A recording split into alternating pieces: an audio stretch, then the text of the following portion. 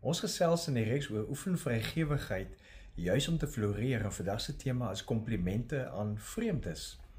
In 'n wêreld waar sosiale media dikwels net die mooiste oomblikke wys, is dit maklik om te vergeet dat elke glimlag dalk 'n storie van pyn verberg.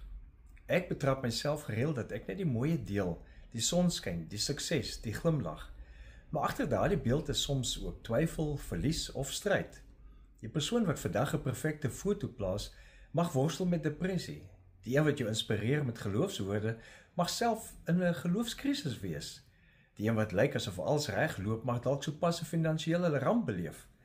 Daarom is dit so kragtig om komplimente aan vreemdes te gee, omdat ons dan kies om die mooi te sien en dit te bevestig. 'n Eenvoudige kompliment oor iemand se glimlag, sy styl, sy houding, kan 'n bron van genesing wees en erkenning bring vir hulle en ook vir jou. Navorsing in positiewe sielkunde wys dat mense dikwels die krag van komplimente onderskat. In 'n reeks eksperimente het Zhao en Epley bevind dat die ontvangers meer blydskap ervaar het as wat hulle as gewers ooit verwag het, en die gewers het self 'n toename in welstand beleef. Nou, die Bybel bevestig al lankal hierdie beginsel in Spreuke 11 vers 25. Wie 'n ander voorspoed gun, sal self oorvloed hê. Wie die dors van ander les, sal self genoeg kry as hy of sy dan dors is.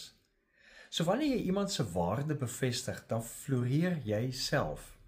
So daag jouself 'n dag uit om iemand 'n kompliment te gee, maar juis dalk aan 'n vreemdeling dit te gee, dalk in die ry by die winkel, of waar jy wag vir diens, of selfs aanlyn. Sê iets mooi oor hulle glimlag, oor hulle energie, of hulle styl, sonder om iets terug te verwag, en beleef hoe dit 'n wêreld, of ten minste julle twee se wêreld, verbeter. Leef geïnspireerd.